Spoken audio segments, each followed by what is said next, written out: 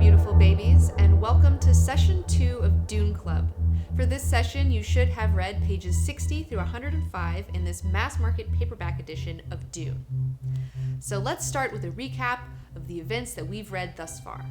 In Session 1, we get to meet Paul Atreides, as well as some of his elite teachers and the enemies of House Atreides, House Harkonnen, and learn of their plot to bring House Atreides down with the help of the Emperor of the known universe. In Session 2, we get to meet the traitor within House Atreides, Dr. Wellington Yueh, in a scene where he gives young Paul a copy of the Orange Catholic Bible to assuage his traitor's guilt. In the next chapter, we get to meet Duke Leto, who is the head of House Atreides, and hear about how he plans to evade the trap that he and his family are walking into. Also, at the end of this chapter, we learn that Paul has been secretly trained as a mentat, and this chapter is very much a counterpoint to the Harkonnen chapter in Session 1.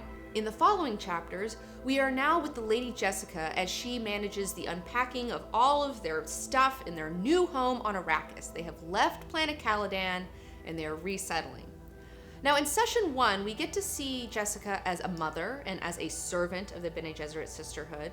But in this chapter, we get to see her as a human, as a lover, as a Bene Gesserit lady, and as a friend through her interactions with her beloved Duke Leto, as well as the new Fremen housekeeper, the Shoutout Mapes, and Dr. Yueh. So let's talk about Dr. Wellington Yueh.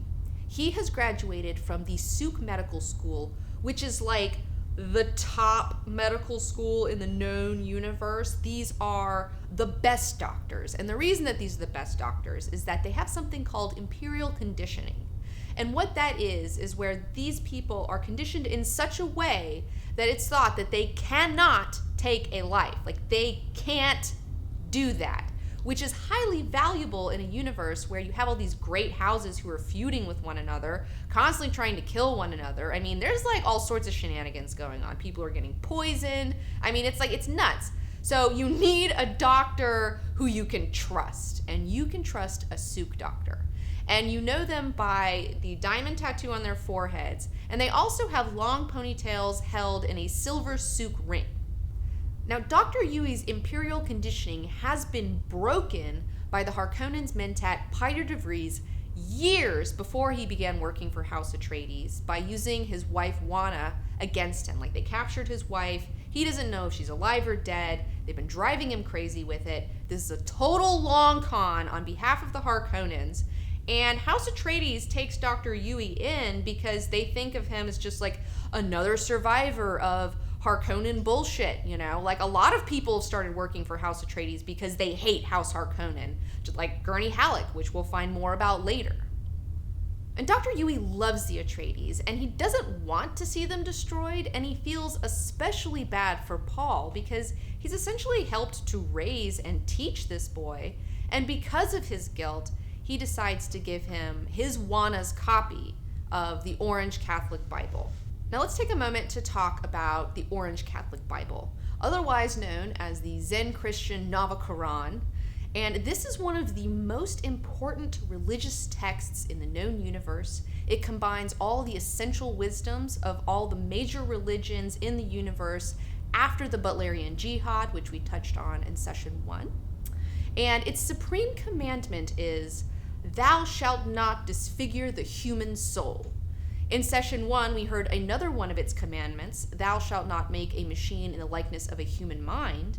And in this session, we have Paul mistakenly reading Wanna's favorite verse back to Dr. Yueh, which states, "Think you of the fact that a deaf person cannot hear? Then what deafness may we not all possess? What senses do we lack that we cannot see and cannot hear another world all around us?" And this quote perfectly describes the situation that the Atreides find themselves in, and that's why Dr. Yueh freaks out when Paul says it.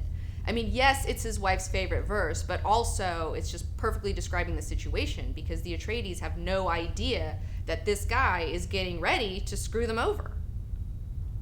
So now let's take a moment to talk about the Duke Leto.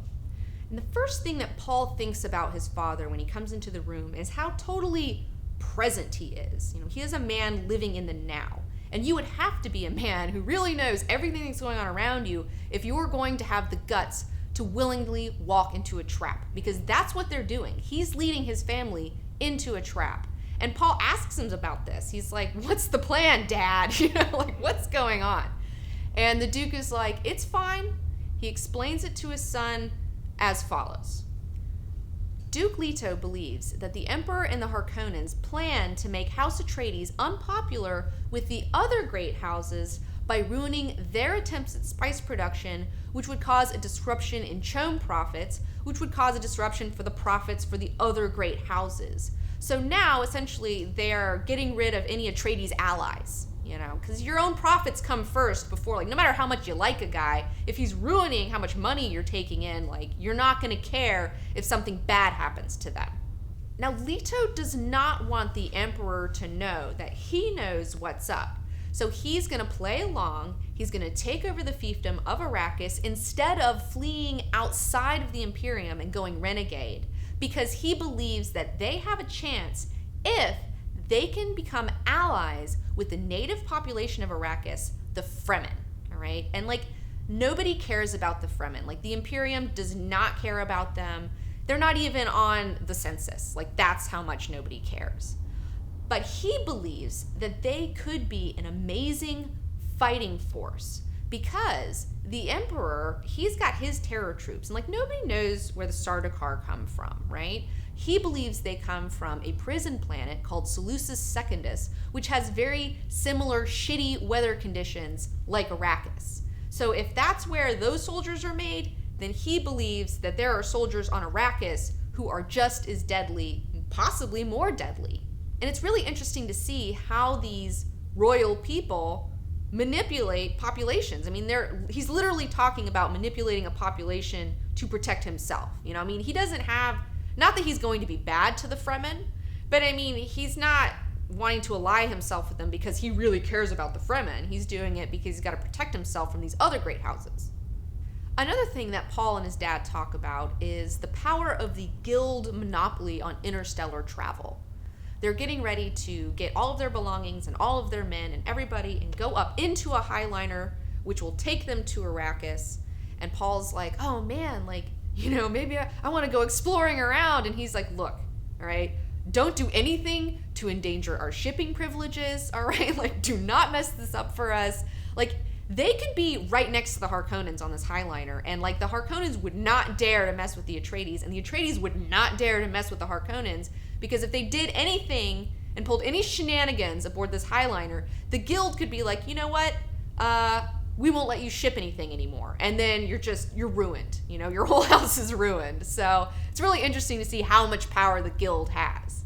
Another interesting thing to note in this chapter is how Paul feels like the Reverend Mother, who told him straight up that there is nothing for the father, your dad's gonna die out there, and Paul believes her, Paul really believes her. And he wants to tell his dad this, but somehow this woman has made it to where she's, like, sealed his tongue. Like, he's having a hard time trying to tell his dad this. And his dad picks up on Paul's nervousness and thinks to himself, oh, like, that old woman, like, scared him. And it's interesting to see what someone who is the head of household of a great house thinks about the Bene Gesserit. Like, he knows that Gaius Helen Mohim was there, but he doesn't take her seriously. He's just like, oh, these women, they say whatever. Like, don't worry about it, Paul. And, maybe you should worry about it a little bit more. But that's how the Bene Gesserit work. Like, that's how they get shit done, is because people don't listen to them. Because they're just like, oh, whatever. They're just women. Just don't listen to them. It's fine. At the end of this chapter, Duke Leto reveals to Paul that Paul has been secretly trained as a mentat this whole time, and now that he must consciously make the decision to continue on or to stop his mentat training, to which Paul obviously accepts. He's like, yes, let's keep going.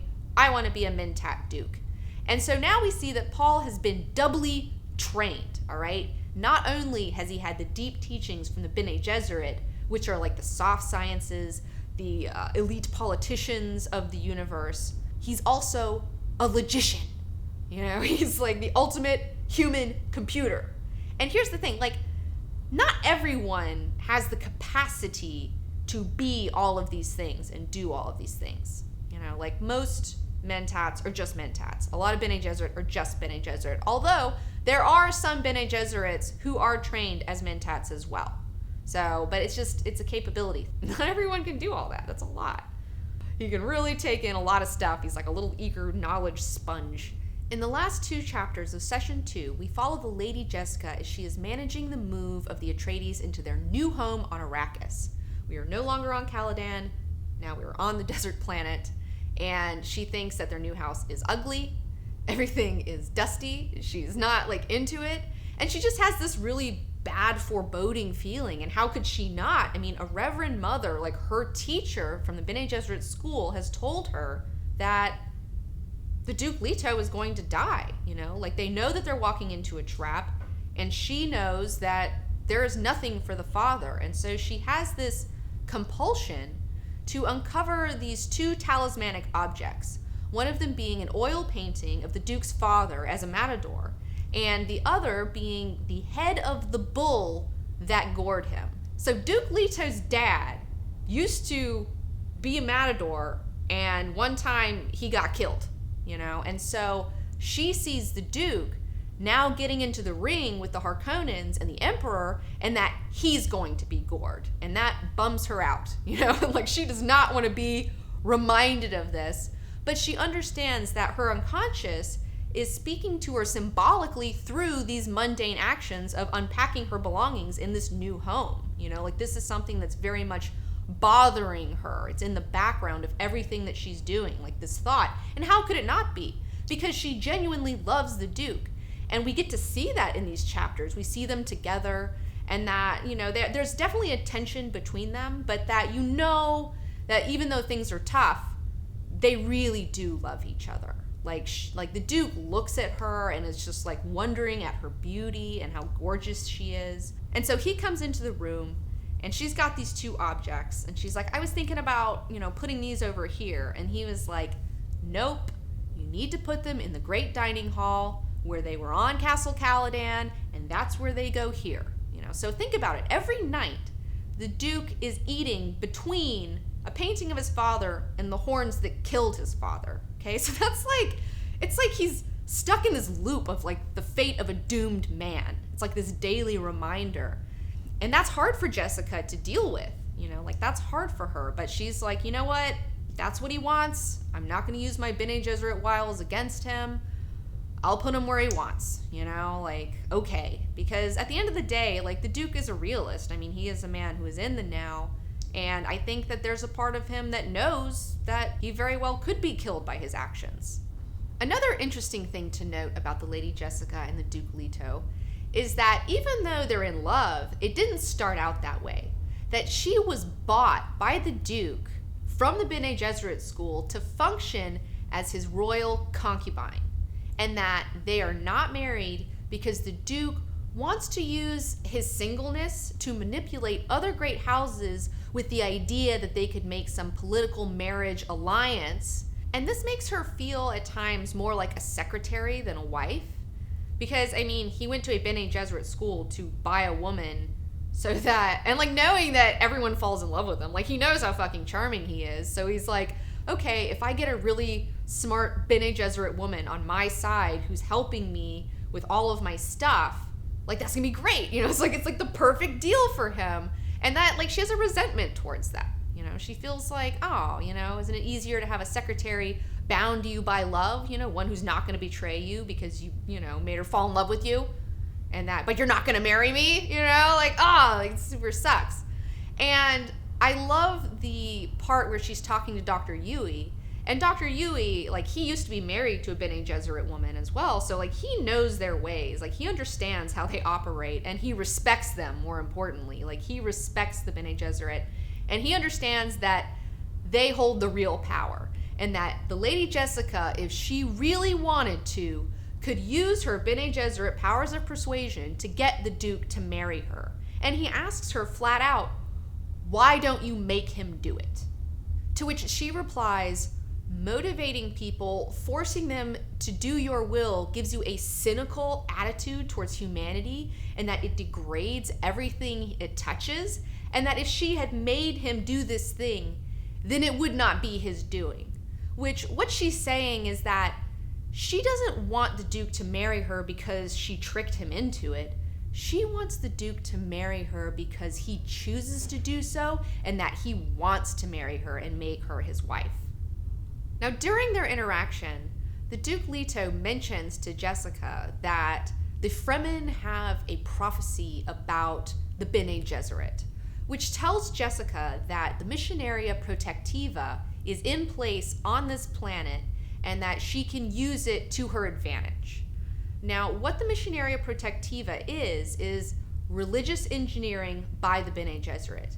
At some point in the past, a Bene Gesserit woman has been on Arrakis and has seeded this primitive culture with superstitions that have grown over time into religious myths and legends. Generally, in these myths and legends, the Bene Gesserit cast themselves as a guide or a protector or someone who is a figure of fulfillment of a prophecy, who is going to free a people. And so if there's ever a woman on this planet, a Bene Gesserit, and she's in trouble, she can use this cloak of religion and superstition and myth and legend to protect herself. Because that's the thing about the Bene Gesserit, all right? They think in terms of the long con, all right? Like, they're the ultimate long con planners, and they love using religion as a way to manipulate people. Now, right after Leto exits the scene, the new Fremen housekeeper, the Shadout Mapes, comes to test the Lady Jessica in her own kind of Gom Jabbar to find out if this lady is the Bene Gesserit of legend who has come to free the Fremen people, and that Jessica immediately has to use every ounce of her Bene Gesserit training as well as her knowledge of the Missionaria Protectiva to make a true believer out of this woman, which she does. She uses her knowledge of languages to stumble upon the word maker, which triggers Mapes and lets her know, like, okay, that's like the word I need to use. Then she also takes a gamble and is like, oh, Mapes, you cannot sheathe that knife unblooded. And like Mapes is like, oh, that was it. Like, that was the nail in the coffin. Mapes is like, oh, this woman is the one. Like, she is it. And the thing I like most about this scene is at the very end where Mapes is leaving and she's like, yep, she's the one, all right. Poor thing, and it's like, oh, fuck. What horrible prophecy has Jessica just wrapped herself in? In our final scene in session 2, we see Dr. Yui having to use all of his skills to evade the Lady Jessica's suspicion, much like she just used all of her skills on Mapes. We also see them talk about the water crisis on Arrakis, how 20 date palms equals like 100 men, how there were water riots when everyone found out how many men the Duke was bringing along, which meant certain death to the very poorest, and the water riots didn't stop until he made sure to put new condensers in place, new wind traps to take care of this water burden. We also find out about the mystery of the wells. Like, you dig a well and some water comes up and then it just stops, like what's going on with that. And they also talk about all of the bribes that Howat is having to give out, all the death and deceit that he is sowing in order to secure House Atreides. So after Yui succeeds in evading Jessica's suspicion by the skin of his teeth, because he knows that she has the Bene Gesserit truth sense, like a little bit of it. And so he can't lie to her at all. He can only speak in truths to her. Even after he gets away with it, she's walking away, the Lady Jessica still feels like she knows that he was hiding something. She still knows that he was hiding something. Her gut is telling her. But she ignores this because of social conventions. She doesn't want to embarrass her friend. And that, he perfectly manipulates her through their friendship.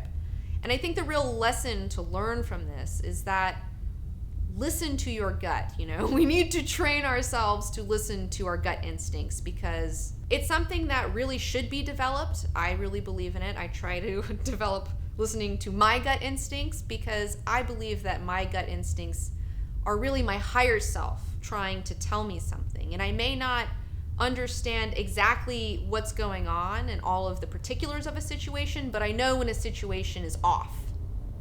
And that's kind of all you need to know sometimes.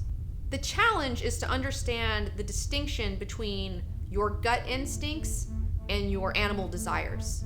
Like, that's the challenge. So that's it for session 2 of Dune Club. For session 3, you need to read pages 106 through 165, which ends with the sentence, "And it could be a hideous place," the Duke thought. And now we're going to take a quick break, come back, and answer your questions live.